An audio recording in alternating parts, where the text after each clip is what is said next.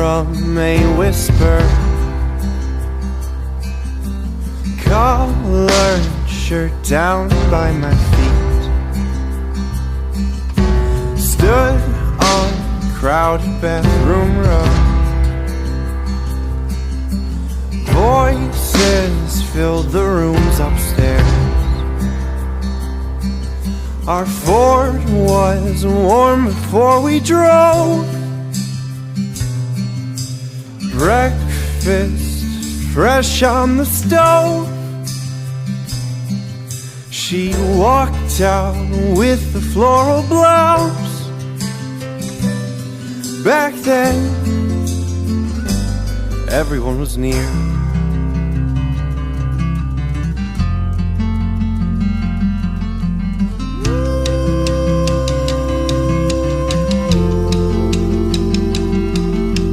Woke up from an old alarm. Bones could barely roll from bed. Stood on an empty bathroom rug, walking around with one eye closed. Last of 6 eyes focusing on me. Lukewarm coffee for the road. My car was cold till 59. It seems now I'm alone.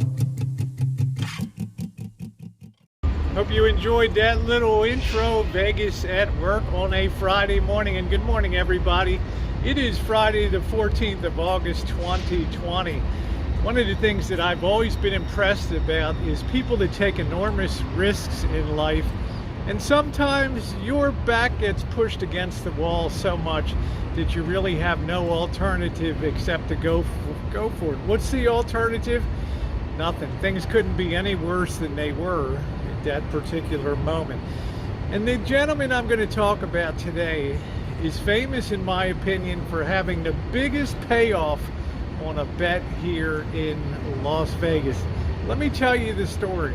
Let's set the scenario a little bit. Imagine that you are born with a silver spoon in your mouth, and you're so lucky as to be able to go to Yale and take business courses. And as part of your requirement, you have to propose a company and figure out how you are going to strategically launch it. Well, this particular person did exactly that, and he was a mediocre student.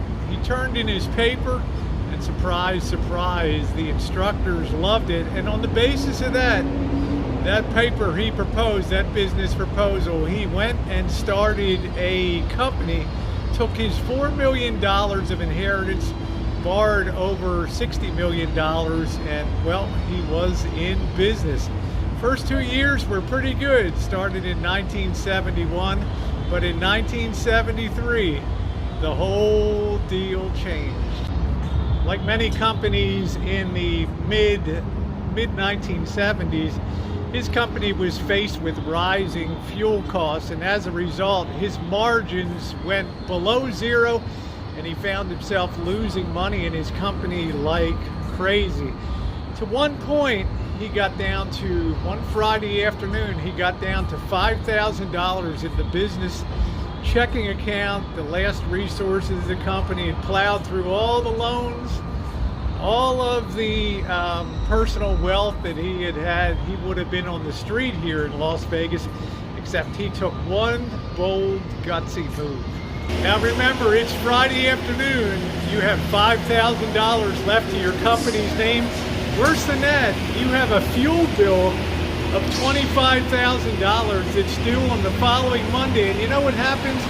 If you don't pay that $25,000, you get cut off. That's the end of your company. Let me tell you, $25,000 might not sound like a lot in today, but that's worth about over $100,000 in today's money. A pretty big mountain to climb. Well, this executive had already booked an airline ticket to try to raise one last desperate attempt to raise some money. And he called the airline and he switched his ticket up so that he could make a stop in Las Vegas. He took that $5,000 out of the checking account, didn't tell anybody. Now, he was the principal owner of the company. And when he landed in Las Vegas, well, the rest is history. The biggest payoff in the history of Vegas. I'm sorry, but I just can't imagine the guts it takes or the desperation, maybe when there's nothing to lose. But he probably walked, although he never disclosed the exact casino he went into. Behind me is Binion's, and it used to be known as the Horseshoe. It's probably the most legendary casino here in Las Vegas. It's also the place that the World Series of Poker had its humble beginnings back in the 1970s. He stepped into that casino, took his $5,000, whatever he had left in his pocket, less whatever booze he bought or whatever, because I would be drinking like crazy on that. He proceeded to play blackjack, and he was lucky enough to have a pretty good run that night.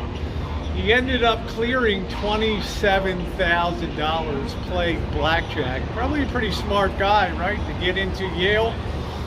He wired the money back to the company, and when he got back on Monday, he had to tell his chief financial officer, hey, guess what? I made a stop in Las Vegas, and I won enough money to cover our fuel bill Monday and keep us in operations.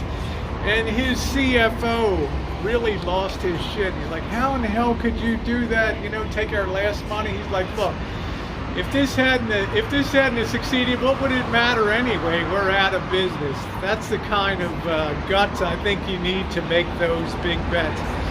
Any idea what that company is? Well, today that company is a gigantic company in the Fortune 100. And you see it probably every day of your life. What is that company?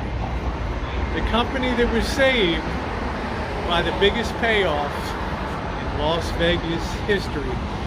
5,000 down, and this man's personal fortune is worth $5 billion today.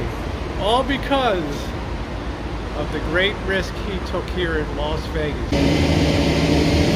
Now you know the rest of the story.